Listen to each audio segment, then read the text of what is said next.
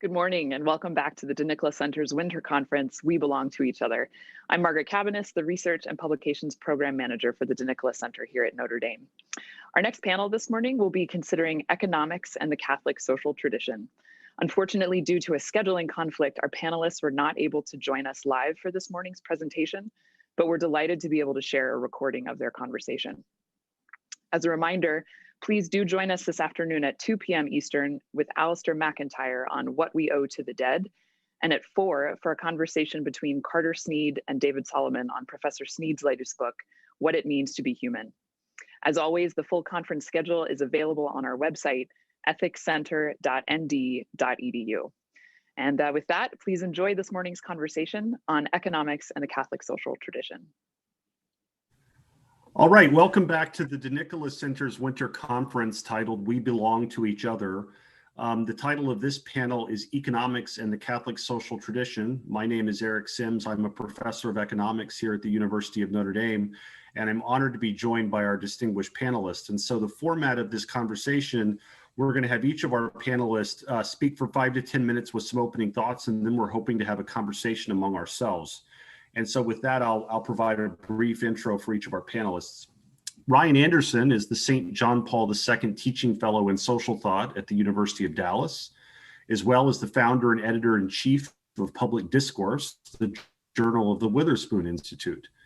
He received his PhD in political philosophy at the University of Notre Dame, where his dissertation was titled Neither Liberal Nor Libertarian, A Natural Law Approach to Social Justice and Economic Rights.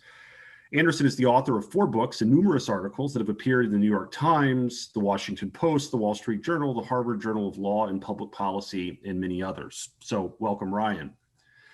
We're also joined by Mary Hirschfeld, who is an associate professor of economics and theology in the Department of Humanities at Villanova University. A professor at Villanova since 2011, Dr. Hirschfeld regularly teaches the Humanities Gateways Society and God course and honors ACS seminars, that stands for Ancients and Moderns. She completed a PhD in economics at Harvard University and then a second PhD in moral theology at the University of Notre Dame under the direction of Dr. Jean Porter. For those listening at home, I don't advise trying to do 2 PhDs. Mary's research is on the boundary between economics and theology, culminating in her very fascinating book, Aquinas and the Market Toward a Humane Economy. So welcome, Mary.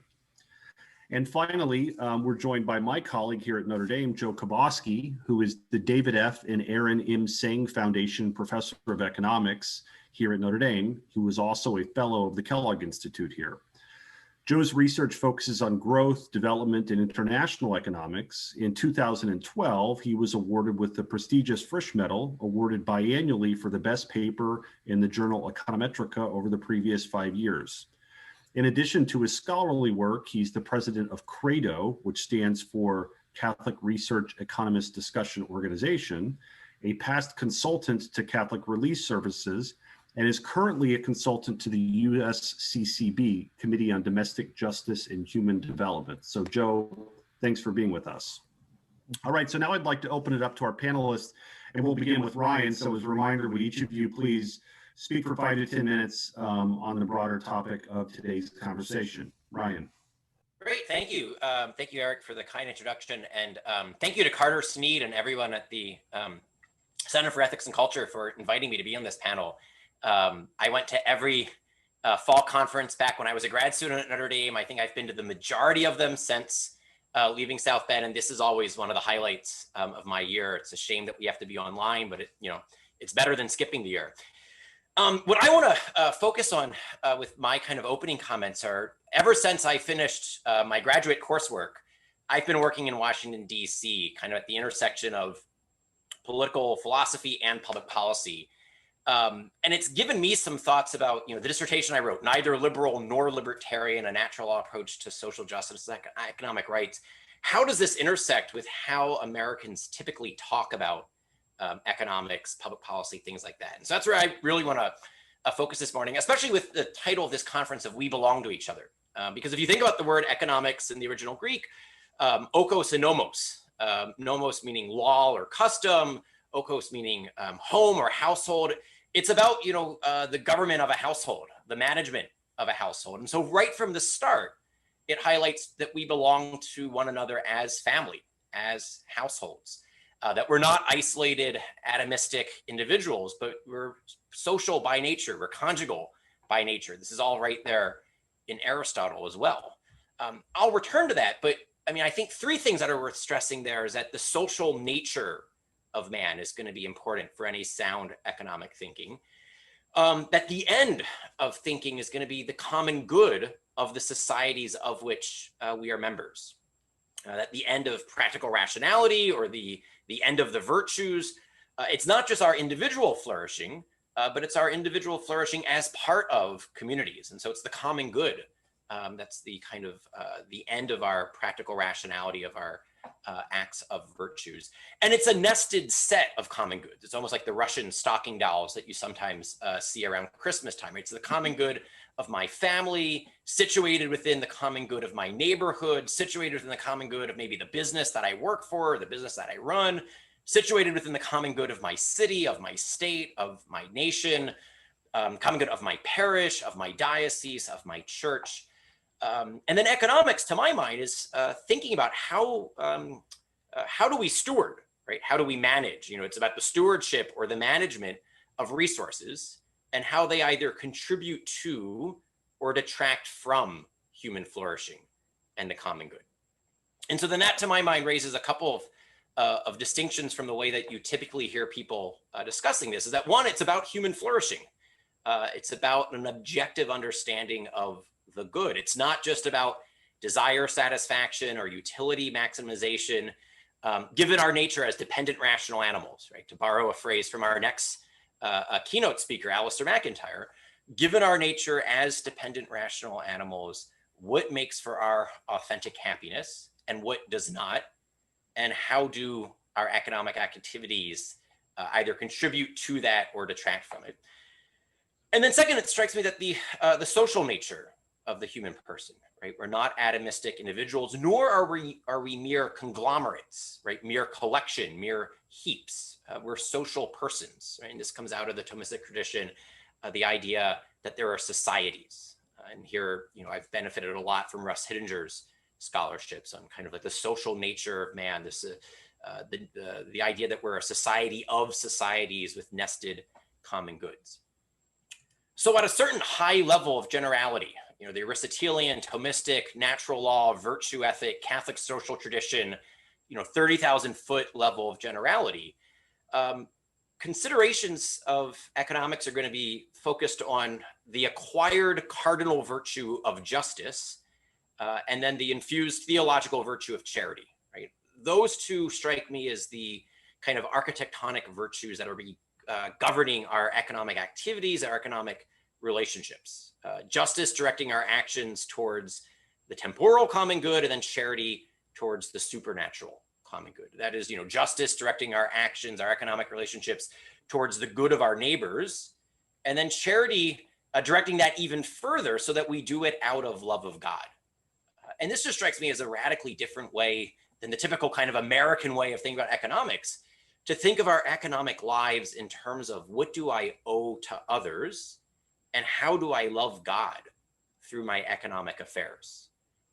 So on the Catholic social tradition account, you're going to have talk about private property, for example, but you'll also have talk about property duties, right? Property rights and property duties kind of come out of this vision.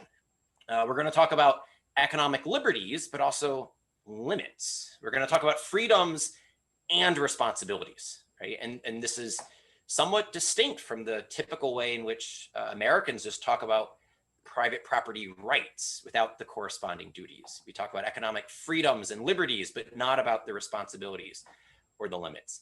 And very infrequently, we talk about virtues, right, that enable us to exercise our stewardship, our economic activities virtuously, directing them towards both the temporal and the supernatural common good of the various societies of which we are members.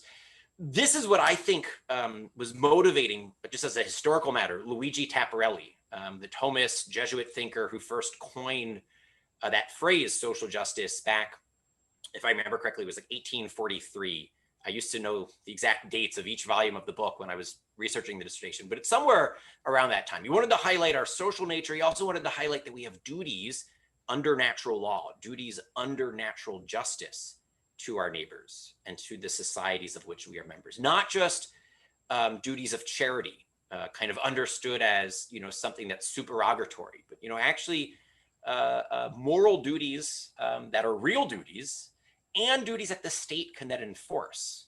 Right? So it's not simply a matter of kind of free markets and then private charity.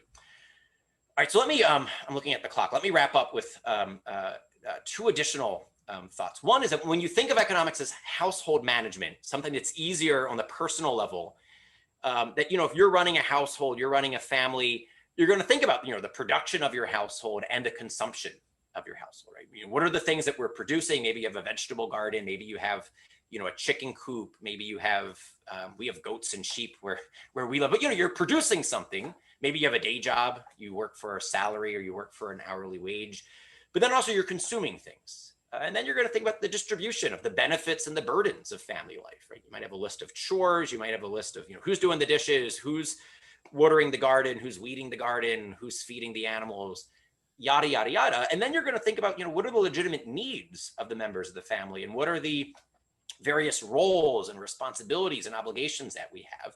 And you're going to try to strike something that would redound to the family as a whole, right? Where each individual flourishes in conjunction with the flourishing of every other member. And so the family as a whole flourishes. It strikes me that something similar would be true when you think of economics as a political matter, whether it's city economics, state economics, national economics, international. Think about what the political common good is and what economic policy and laws would foster the common good of the political society, understanding that the political society is a society of societies and that part of social justice is the right ordering of societies and a fair distribution of the burdens and the benefits of political order and of economic order. And that's where I just see the biggest challenges in the United States today. And therefore also the biggest opportunities for Catholics in the United States is thinking through what globalization, the de-industrialization, the de-industrial revolution, the move to a knowledge and a service economy, what does that mean for economics? What does that mean for justice? What does that mean for social justice? It strikes me that the economic policies we've been living under for the past generation or two has been good, particularly good for people who can harness the knowledge economy. It seems that it has not been universally good, that there have been an uneven distribution of winners and losers, distribution of benefits and burdens of the knowledge economy, of de-industrialization, of globalization. And we're going to have to think through what economic policies will make all citizens flourish, will make working class Americans flourish, will make family life flourish. I don't know what the answer to that question is. Right? I mean, we're going to need policy insight. We're going to need technical expertise. But it strikes me that the Catholic contribution here is really to be focusing on what the goal should be. What is the way that we think about what it is that we care about? Because as the title of the conference suggests, we do belong to each other. And a big part of how moral thinking applies to economic life is what do we owe to our neighbors? What do we owe to the societies of which we are part? And how do we do all of that out of love for God? So with that, Eric, I'll turn it back over to you. Excellent. Excellent. Thank you very much, Ryan. That was very insightful. I'm sure we'll have lots of follow-up to that. But for now, I would like to move to our next panelist, Joe Kaboski. Joe, the floor is yours. Thanks, Eric. I want to thank Ryan, wonderful comments, and thank you for the Center for Ethics and Culture for inviting me. As you were speaking, Ryan, I said, boy, I shouldn't have prepared anything. I wish I would just responded to you, but I do have some prepared things. I thought my comparative advantage is not going to, in this group, is certainly not going to be theology, philosophy, or political theory. So I just thought of some simple, some concerns in terms of economic justice, some concrete concerns, all of them really from the recent press, and sort of how they relate maybe to how we belong to each other, and certainly economic justice. And one big concern in society today is increasing wealth inequality. A couple of days ago was a news item that Elon Musk became the wealthiest person in the world. And the most recent number I could get was $185 billion as his net wealth, which is actually greater than the gross national income of almost every country in Africa, except for Nigeria, which is the biggest country, and South Africa, which is the wealthiest. In particular, it's bigger than the gross national product. It's about twice the gross national product, gross national income of the country of Ethiopia, which has 110 million people. And at the same day, when I saw in fact, the same web page, that Elon Musk was worth $185 billion, there's a place in Ethiopia called Tigray. And it was a news article that 2.3 million people are in need of aid just to survive right now in Tigray, about half of their population in Ethiopia. So I think increasing wealth inequality, especially in a world that's as many, many poor people, is a concern. I'll get back to that one. Second, this is a little bit of an older news item. In October 2020, a company called Waymo, which is an offshoot of Google, put in driverless taxis in Phoenix, Arizona. So the first commercially available driverless taxi service became a reality. And, you know, there's a lot of, driving is one of the biggest occupations for low-skilled people in the United States. It's a huge occupation, and there's a lot of people that in general are worried about automation, are worried about the future of their livelihoods. We've seen wage inequality increasing, and I think that's a big concern in society. So rising wealth inequality, rising wage inequality, the future availability of good jobs. And then the third, I don't even have to reference any news articles, is the increasing social discord in our society, declining confidence in our economic institutions, our political not even our institutions, in our foundations. When it comes to economics, I think there's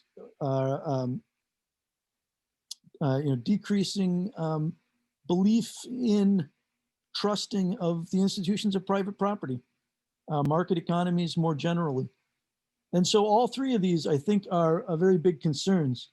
I think they relate. I really like the focus of the conference, that we belong to each other. And Ryan had mentioned this, because public discourse and the way we have thought about things has been extremely rights-centric, and very much, it's almost, I guess our society, we as a society, I think, are suffering from a lot of these problems because we've taken a sort of adolescent approach, extended adolescent approach to society and to life. And I say adolescence in the sense that, a teenage kid thinks a lot about their rights, not much about their responsibilities. And in fact, blames the other people for being responsible. Often your parents, your teachers, the authorities. We see that today. We blame the authorities, we blame the government, we blame the press, the politicians, the wealthy, all these types of things for our problems. And yet it's the approach that we've taken in many things in society, and I think it's problematic. But of these three, I think the one, to me, that's the primary concern going forward is actually the second one, about the availability of good paying jobs. But I want to start first with the first point about rising wealth inequality. First off, the fact that I gave, that Elon Musk is wealthy, his wealth is twice the gross national income of Ethiopia. There's a difference between wealth and income.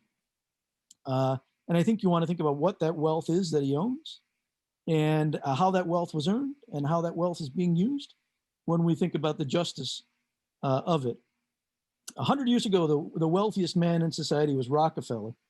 And Rockefeller earned his money by having basically a cartel, making Standard Oil a cartel, where he raised prices and lowered prices that he paid to his suppliers, drove the competition out, raised prices against consumers. And so he became the wealthiest person in the world through monopoly. That's 100 years ago. 30 years ago, if you're asked who the wealthiest man in the world was, the wealthiest man in the world was Pablo Escobar. And how did Pablo Escobar become the wealthiest one? He also had a cartel and a monopoly, but his was a monopoly selling cocaine an international drug cartel where he, you know, killed many people, eliminated politicians, and I mean, really, really bad stuff. I think you can think about the justice of these people in very different ways. If you think of Elon Musk, what has he done? He's created Tesla. It's not even that he's, you know, charged exorbitant prices or underpaid his workers. Most of his wealth is just predictions about the future, that this is going to be an incredibly profitable company, I should say. What's he brought to society? He's brought very good electric cars that are more environmentally friendly. He's brought solar power. So he's done a lot of good. He runs a company that is a good company, employs a lot of people, is a benefit to society. The second question is, how is the wealth used? Right now, his wealth is tied up in a company, like I said, that's employing and providing benefits. I think one of the concerns, though, is that he has tremendous economic power. He has tremendous economic power. Rockefeller, what did he do with his tremendous economic power?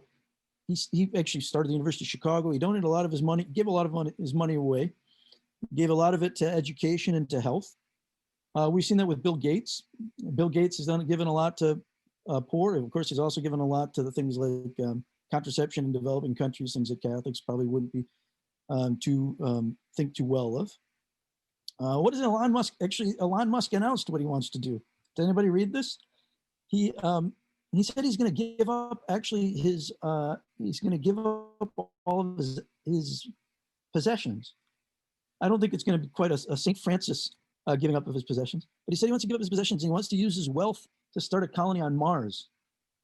I'm not sure that would be my top choice in terms of responsibility. I'm glad I don't have that type of power. Maybe, you know, there's just questions about whether there should be a priority in today's society. On the other hand, if you look at Elon Musk's his gifts, he's clearly a visionary. I mean, what he's brought to society is something that's particular to him. You know, I think he has a gift, and maybe this is something that will be of benefit to society. I'm not sure. But I think the point here is that justice, I'm talking about Rockefeller and Musk, justice by its nature is particular. I don't mean to say particular in the sense of general versus particular justice in an Aquinas way, but just that it depends greatly on the specifics. Okay, so the thing I know I don't have as much time now, but the thing I wanted to talk more about is the fact that it's more and more people are struggling to earn a good living, and we are worrisome about the future.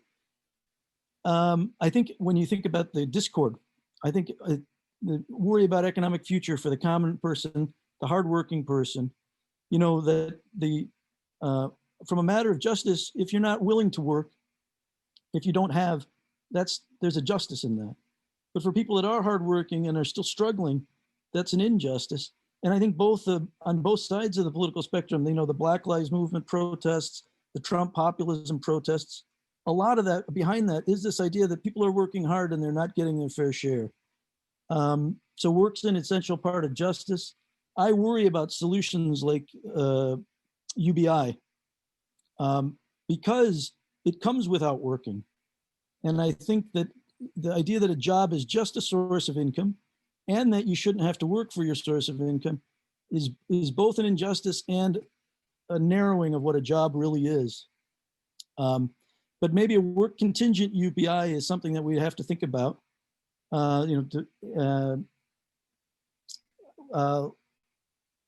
Quick go through my notes. I think I was going to say, and it relates back to the Musk thing, which is a job is more than a source of income. I think largely people want a full opportunity to participate fully in society. Everyone has gifts to not only care for their families and themselves, but to put their gifts to work. So I think UBI would be a partial solution at best. I think what we need to focus much more on is economic justice of opportunity, of education, of participation in society. A lot of opportunity comes from lack of a strong family, and that's not something that society can redistribute very easily, but it needs to be a focus. You know, how do I put my gifts to service to society, as Ryan said? Okay, thanks, Eric. Thank you very much, Joe. That was very thought-provoking. Mary, would you like to speak for a few moments? Sure. So I also want to add in my thanks for the invitation. This is a tremendous opportunity to speak with you all in this great event, so I'm grateful to be here. The downside of going last is much of what I had wanted to talk about has already been discussed. But I think I'll just try to push a bit further. From Ryan's comments, I took something very close to what I wanted to lay out as sort of, from my point of view, has converted to Catholicism, coming out of economics into theology. The two principles that really changed the way I think about economics, there's many, but two, was number one, just re-seeing human beings in terms of relationship, understanding the idea that I reach the fullness of myself as an individual in relationship with others. I'm not fully me unless I'm friends with Joe, or if I have these people in my life that make me who I am. And the more you think about it, the more you realize we're social all the way down, not in some collectivist sense that there's some big super organism, but rather that my social relationships are the fulfillment of who I am as a person. So one of the things I love about the Catholic approach is this balance between the importance of the individual and what she or he contributes to the world, their actions and agency in the world, but also their connectedness to one another. So the title, of the conference, "We Belong to Each Other," speaks directly to that. When you think about economics and economic justice from a more secular point of view, I think we tend to think about a bunch of individuals scattered around, and the question might be, how do we distribute the goods between them in a way that's fair? And that doesn't really speak to the deeper idea of human nature, which is that we are in relationship with one another. That leads me to the second key thing that changed the way I think about the world, and that is on the the Catholic point of view. Humans are ordered to love God and to love their neighbors, in God. That's where our highest good is. And there's this idea of ordering, that some goods are more important than others, and a willingness to talk about how they fit together into a coherent, organic life. We live in a world where all the disciplines are fragmented. We pursue all these different goods and we don't think about them as ordered to one another. And so we might think there's economic considerations on the one side, and then considerations about family over here and politics over here, and we spread them all out.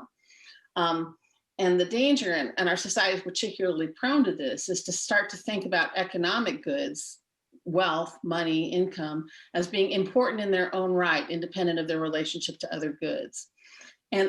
And the irony of that, or the disservice of thinking about things that way, is not only is economics just one concern alongside many, it's not even alongside them. The reason why we care about wealth and income is because they serve the goods that make human life worth living, right? So food is a good thing because it keeps my body together so I can have health and can function.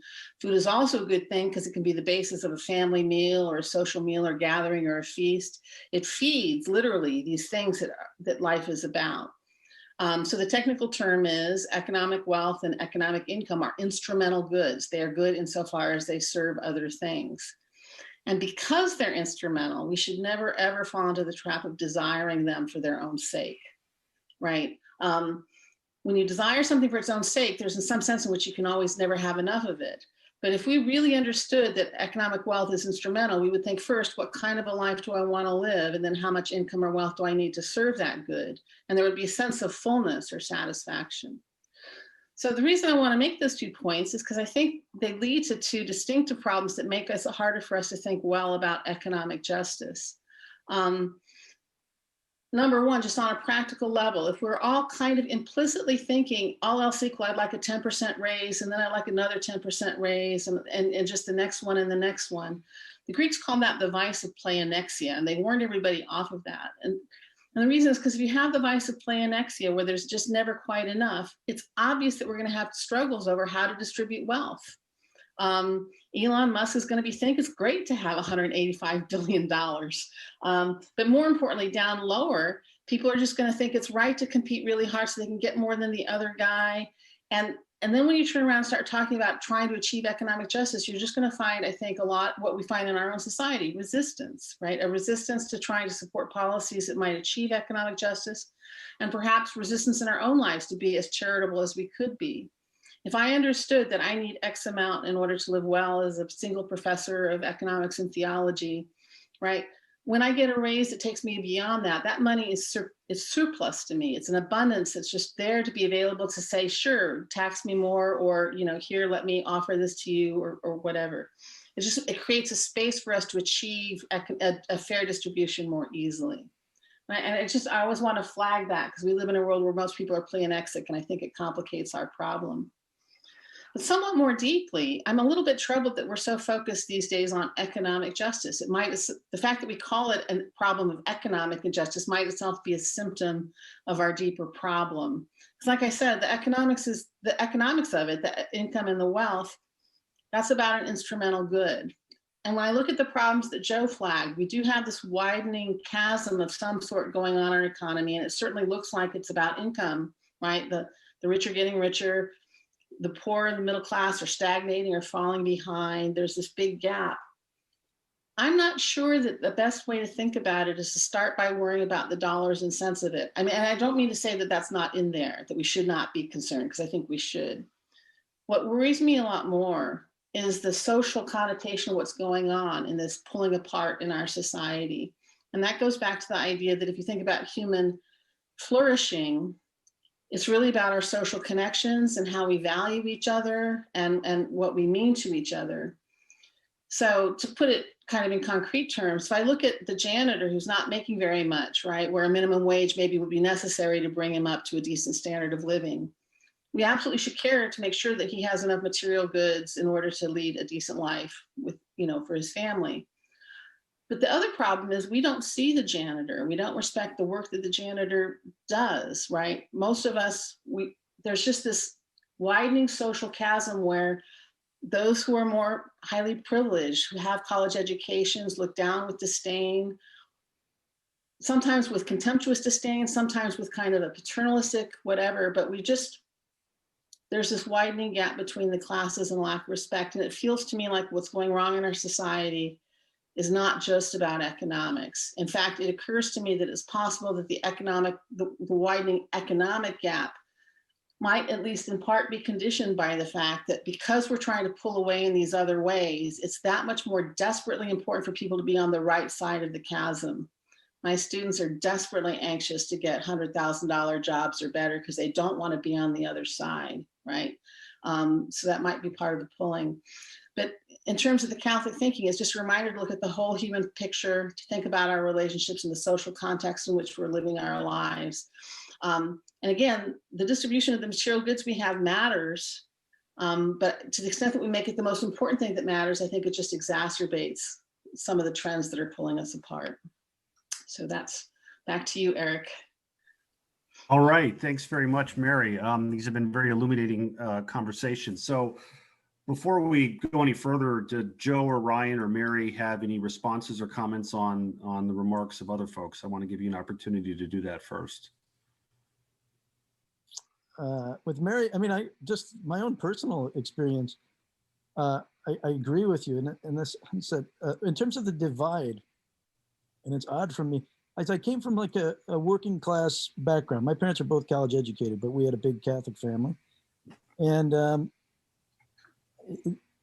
now obviously, like I'm on the other side of things. And there is this huge divide where people, you can't even relate to what a common, you know, the ordinary person in the United States is like at universities, at elite universities like Notre Dame, but at elite positions in almost any job. It just becomes hard to relate to the lifestyles. And it's been many generations. You don't have as much churning as you used to, where people did still have a connection to, you know, like where they came from or something like that. Let me actually follow up with a thought related to that, Joe, and it relates to what Mary was talking about. I mean, I wonder if declining religious participation is one thing that is fueling some of the social discord and some of the consequential economic disparities, because the church is the great melting pot of society in some sense, right? And this is actually something that I've thought about personally over the last 9 months, where for a while there, we weren't going to church at all and we were watching it on TV, but you see people from different spheres and different segments of society when you go to church. And with longer run secular declines or declines in religious participation and increases in secularism, I wonder if that's something that increases this discord and reduces the extent to which we see each other as belonging to one another. Any thoughts on that? I actually have a question about that, because I was thinking about this earlier in the week, because, you know, with parish life, it's based on geography. And as our neighborhoods have gotten more and more stratified by class and income and wealth, and have our and I just don't know what the empirical data is on this. I wonder if any of you know, like, have our parishes become more kind of stratified between, you know, upper class, middle class, working class, so that what used to be the great, you know, here comes everybody, the great kind of equalizer, the mixer, before God we're all equal, we're now worshiping with people who are more and more like ourselves, rather than, you know, worshiping at all levels of society. And so I just don't know, is it because we're less religious that we're not getting as much of that? Or is it because our neighborhoods have become more stratified by wealth and class and professional lifestyle, that our parishes now mirror that? So anyway, it's a question more than an answer to your question. Yeah. I don't have an answer to the question either, but just anecdotally, when I converted into an actually mixed parish. And that's actually when I first realized that I, as a college professor, was not seeing the guy who was the gardener. Like, he turned out he was on the parish council, and I just had not realized how much I hadn't seen him. And so it's a good part of why I talk about this as much as I do.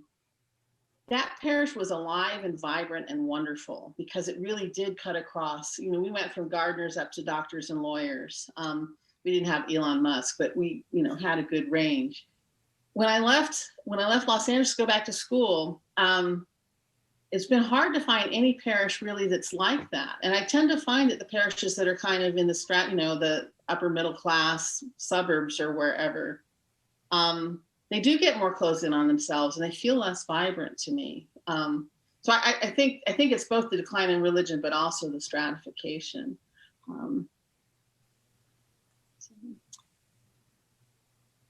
It's a great question, Ryan. I mean, I don't know the answer to the question. I'm sure that there would be ways in which to measure sort of stratification and sorting by parishes. I mean, it's certainly the case that folks have thought about collecting data and analyzing this in terms of, you know, residential segregation or whatever. But anecdotally, you raise a really good point. And I come to think of it as a college professor at Notre Dame in South Bend, Indiana, the parish I go to. A lot of the people at my parish work at Notre Dame, right, and have a similar profession. And so this is a lot of the mixing. It's a lot of the mixing that my kids have socially was with other college professor kids. Yeah. I think there's also the decline in religiosity as some stratification on society, also at the lower ends of society. Half of children are born out of wedlock in the United States. And you know, a huge fraction are in broken families. And I think that, you know, part of that's a decline in religiosity. And I think the decline in religiosity disproportionately hits the poor. There's like, there's just a lot of practical wisdom in religion that has been kind of abandoned, and that territory is maybe something that doesn't hit the rich as noticeable ways as obvious ways, but it hits the poor more strongly.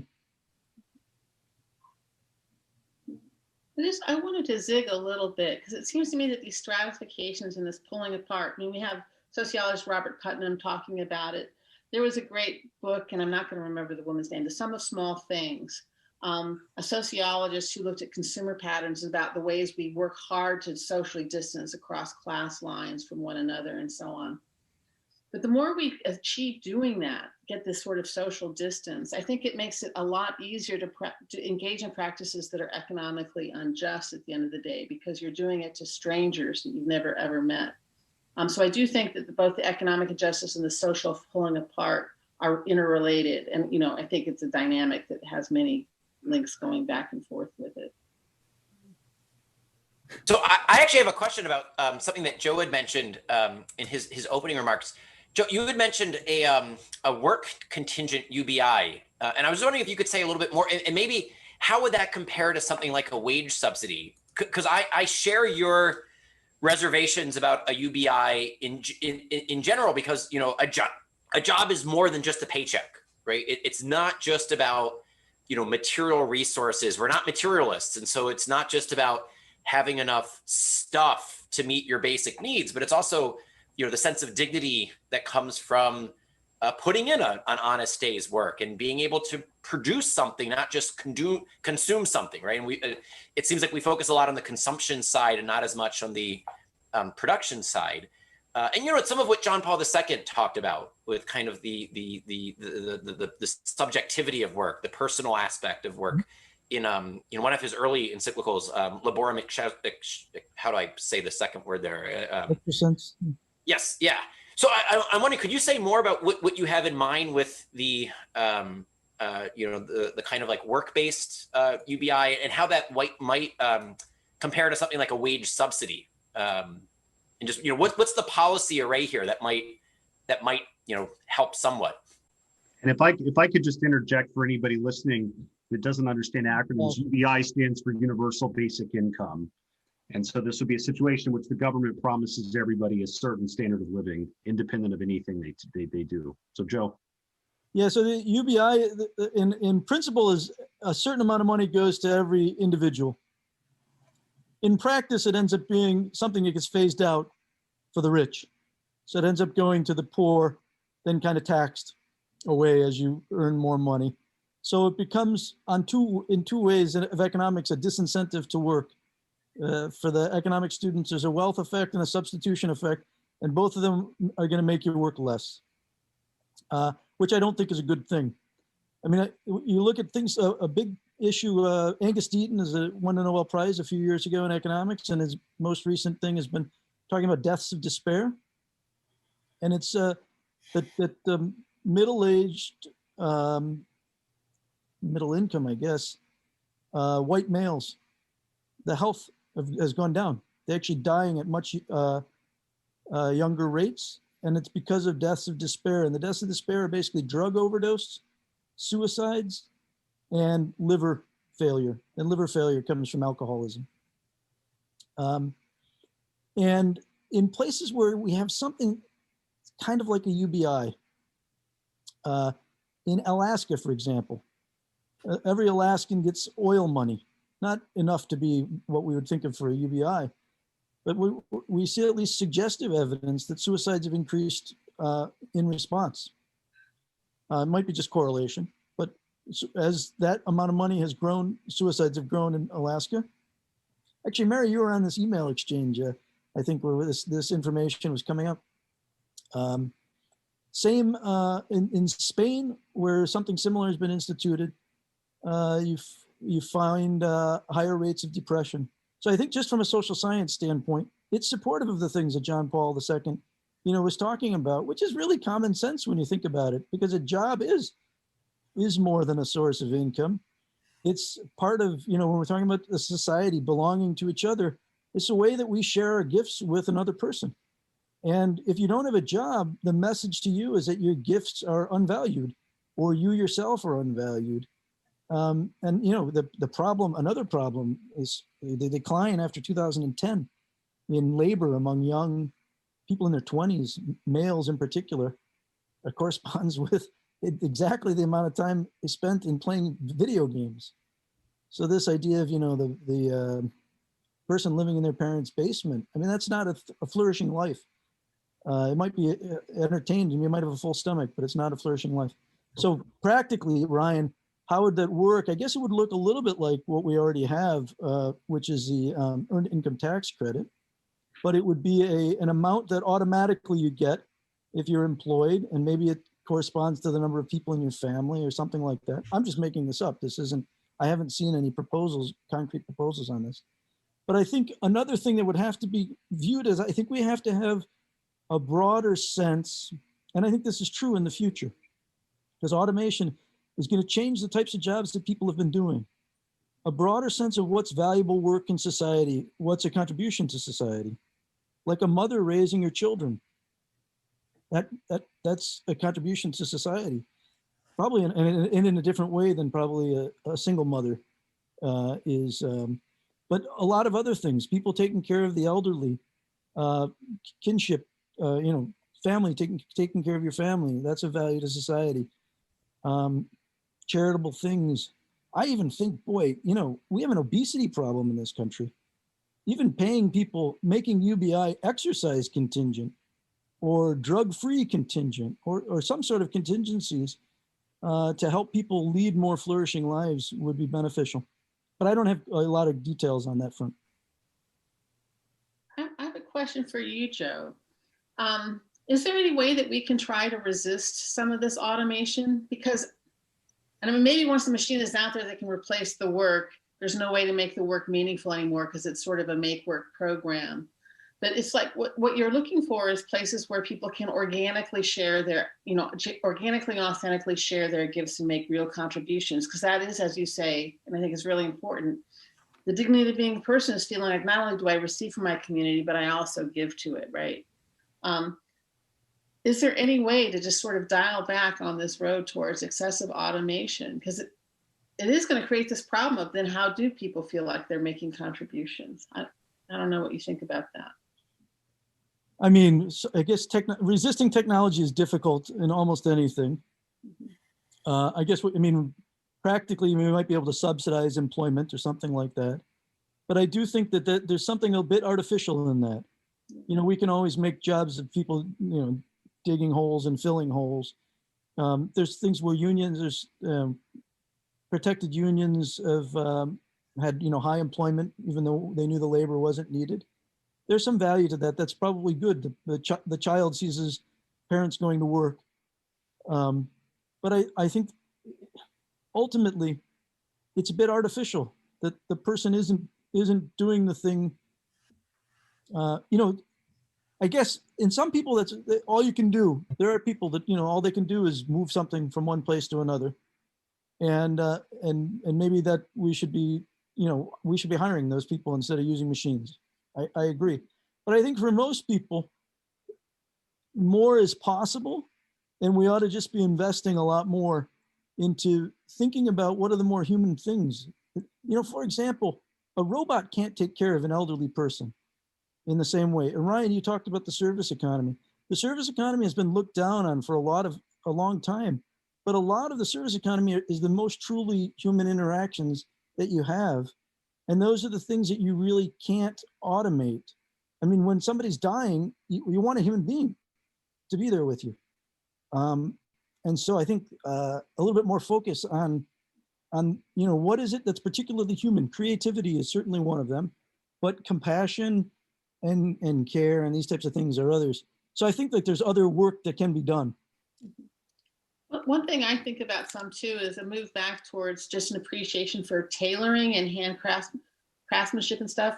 Like the machines can make, dresses really fast or whatever, but to have a tailor make it fit you, that's more labor intensive. Like just to shift back towards labor intensive goods where the labor actually has a value that it carries with it.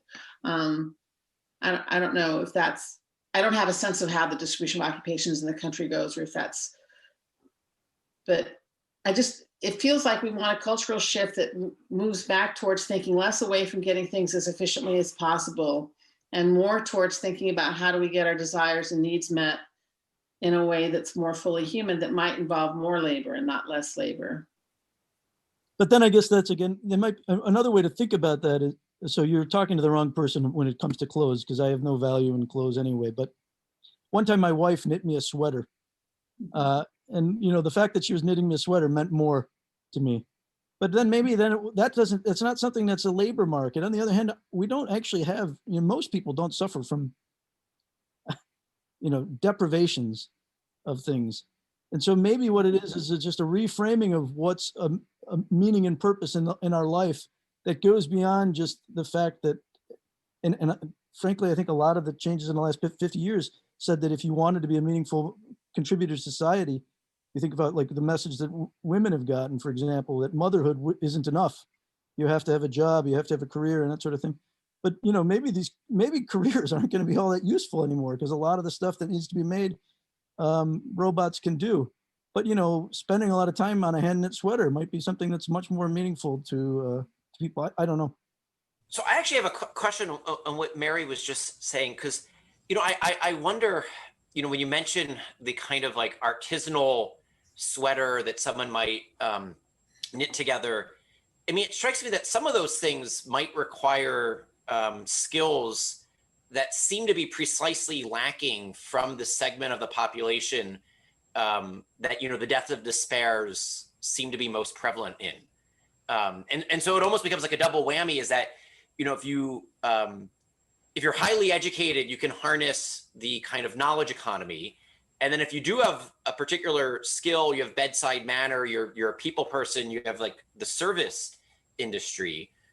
But if you're an industrial worker and those jobs seem to be disappearing, what is the alternative there? Not being an economist, I'm kind of pitching this towards the two PhD economists, or the three PhD economists. Eric, you can join us, because I mean, these are the sorts of things that kind of like keep me up at night when I'm thinking through. I see what the end is that we want to achieve. Like, we want to have an economy where everyone who puts in, a full day's work can receive a wage that would be supporting a dignified life with their family. But what happens when those jobs dry up? And are some of those jobs drying up, not just because of like inevitable natural causes, but because of economic policies that we've chosen, that, we voluntarily adopted? And then if so, what's the corrective steps that we take? It seems to me that if you go back 100, 200 years, and I'm not an expert on this, there was a much more widespread amount of skill shift that you needed just to survive life, because not everything could be bought off the store, right? I do some work on household production, and certainly women in the home, they were producing economic goods. So a lot of cooking from scratch or making those sweaters, because that was the only way you were going to get clothes. And I think about farming, which requires various, an array of different kind of skills in order to navigate life very well. And then part of what happens is, as we get wealthier, we learn how to manufacture these things. It displaces those skills. And the question is whether there's a way to kind of, now that we've gotten so rich, can we not afford to give up some of the stuff that we're manufacturing and go back towards handmade products? But I don't know how deep that goes. There's always going to be the guy whose value really is he can dig ditches well. And when you need to have a field plow, he's the guy you want to have. But now that we have all these tractors, you don't need that. And the idea of going to a caring economy is great for some workers, but for some workers, that's not great because that's not their skill set, right? I mean, Sure. I know from the economics literature, there's kind of two different literatures. One is on job retraining for people that are like, the bottom end of the income distribution, like the welfare to work type of things. And those programs haven't worked out very well. They don't have high returns. And most of the evidence says that investing the money in the at young ages is has much bigger impacts. Maybe that's too much efficiency driven for Mary. But the second side is there's a trade adjustment income and training that comes from people that have worked for manufacturing jobs that lost because we're now importing the goods from China or something like that. So this would be more like the working class or middle class factory workers. And there, the impacts from trade adjustment retraining seem to be very beneficial. And some of it's moving people, some of it's retraining them from different jobs, but there you see that the benefits are much larger. So maybe things are less, that's a larger segment of the population. So it's a little bit more hopeful. Maybe a follow-up question, something to think about here is, we think about sort of the elasticity of the economy to react to external forces. And as Ryan was phrasing it, deindustrialization and the knowledge economy, oftentimes the economist's solution to these problems is to move people or to retrain people, but place is a really important thing in people's lives. Yeah. And so Joe, you and I, we sit right in the middle of the Rust Belt, and so what are your thoughts about how do we think about place and how do we think about communities when we think about retraining and moving people to where the jobs are and trying to find meaningful work in response to these external stimuli? I think it's a huge thing for stratification, actually. I grew up in a town like South Bend, Racine, Wisconsin. Most people, if you went to college, you left, you didn't come back. And, that creates its own polarization I guess maybe potentially the natural leaders or the natural educated people, at least, aren't even in the places anymore. And when you move, you disrupt, I don't live near my family. Eric, I know you don't live near your family. I mean, in the sense of your siblings or your parents. And maybe that breaks the ties of the fiber of society even more. Yeah, I was going to say, it strikes me if you view not just the nuclear family, but intergenerational obligations as well. It's hard to honor thy father and mother as they age if you're living on different coasts, right? It's just, and so it strikes me that we want to have the type of economy where geographic relocation isn't a necessity. Right. And obviously this is a little utopian, right? We want to have the type of economic, this, that, the other thing, like, yeah, that would be nice, right? If frogs had wings, they wouldn't bump, right? It's like that type of a wish list. But it does seem something problematic if the premise of the economy is that, a certain segment of worker is going to have to relocate geographically in order to have, a decent middle-class life. Well, and the very fact that we're talking to one another on Zoom from presumably 3 or 4 different very different locations, maybe this is a myth that we need to relocate people geographically, right? I mean, at least in a knowledge economy, we can work from anywhere, and maybe this strengthens place in ways that we haven't heretofore thought about. So, it'll be really interesting to see what long-term adaptations come out of COVID. It'll just be really interesting to see what the future of work looks like. But even there, I mean, think about the distribution of the benefits and burdens of COVID has been, highly lopsided, right? People like us, I would imagine, I mean, I don't know the 3 of your personal situations, so I don't want to generalize, but my sense is that for people in our line of work, our vocations, this has not been nearly as difficult as for the busboy, the waitress, the bartender, the short order cook, et cetera, et cetera. And there's a class divide there, which then I think Joe goes back to something you had mentioned about family structure also being really important for kind of wealth and poverty. The economic strain on people leads to failure to marriage in the first place, and then premature falling apart of marriage. Like we shouldn't kind of like put kind of like social issues and economic issues or marriage issues and finance stuff in separate buckets. These things, intersect each other. And it seems like there's almost like a multiplication effect that, if you have the good paying job and you have the good family structure and you were able to weather COVID fairly well because you just taught all of your courses on Zoom, you got the best of all of the worlds there. And then, if you don't have any of those benefits, it was that much harder to weather this storm. But I don't want to interrupt. I'm not a panelist, I'm a moderator here. But one thing that came to mind when you were talking about that, Ryan, and my own comment about Zoom is that this ties back to something that was said earlier, that work is more than just a way to earn a living, and that there's a lot of socialization and meaning that comes from work. And so Joe can attest to this, that in Joe's daily life and my daily life, we interact with one another. We go to lunch together. We share our burdens with one another. And that has changed, right? That has very much changed. And I think for the worse. And in a strange enough way, the fact that the professions, the vocations that we, as you mentioned, Ryan, have all had on this call, have not directly been impacted. We've been able to basically do our work remotely.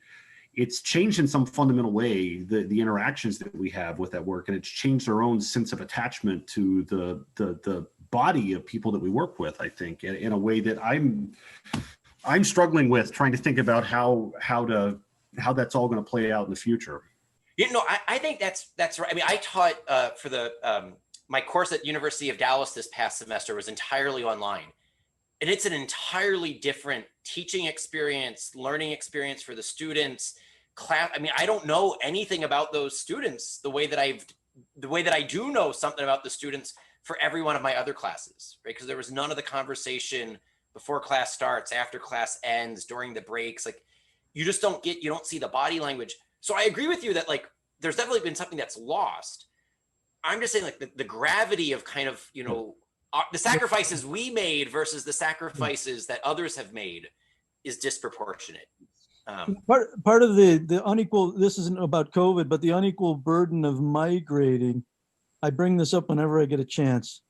Catholic social thought tends to be very anti-trade and very pro-migration. But the fact of the matter is, it's a lot easier to move jobs and investments and goods without disrupting communities than it is to move people. And so, you know, this we're talking about within a country, but the same things happen with, you know, across countries as well. It's a lot easier to move factories to Mexico and hire Mexicans and ship the goods back than for Mexicans to leave their families and communities and come to the US and these types of things. So I feel like trade and investment in rural areas is a way to sort of make that the migration burden less. Can I ask, I have a question actually, Joe, about what you just said. So if you send a factory to Mexico, right, you invest and you build a factory in Mexico, what does that do for the South Bend labor market though? For the South, I mean, so let's say no, of course. You know, because then Studebaker goes out of business, or I mean, so like, I'm just wondering, it seems that even something like trade also has costs and benefits, winners and losers. And, you know, you now get to buy your goods less expensively, but presumably your job isn't the one that's been outsourced, right? And so no, like but that's true. That's a different thing. But I guess the point is that now you say the South Bend person has to move to Seattle because that's where things are booming. Whereas you could easily have put in incentives for Seattle to invest in South Bend or something like that. Right. And that's all I'm saying in terms of if the answer to trade is, you know, international trade shocks is to retrain people and have them move. An easier thing is to actually move the jobs. But the fact of the matter is that, again, this is a problem, which is that people would much rather build a factory in the South than in a place like South Bend. Because, you know, after a long time of migrating, South Bend has all sorts of social problems that you're not going to have if you just build on in a booming town and then building in a dying town. I shouldn't use this whole time to disparage South Bend, but it's actually a charming place to live, I think. But sure, it is, yes, especially for anyone who's a potential Notre Dame recruiting candidate. Well, with that, I would like to thank each of our panelists, Ryan Anderson, Mary Hirschfeld, and Joe Kaboski, for a really illuminating and interesting conversation today. So thank you all. I would like to remind the audience that we have an upcoming panel with Alistair McIntyre titled What We Owe to the Dead at 2:00 Eastern Time. Log in using the same Zoom webinar link for all sessions, and more information and a complete schedule is available at the Nicola Center's website, ethicscenter.nd.edu. Thank you very much. Thank you. Great, thank you.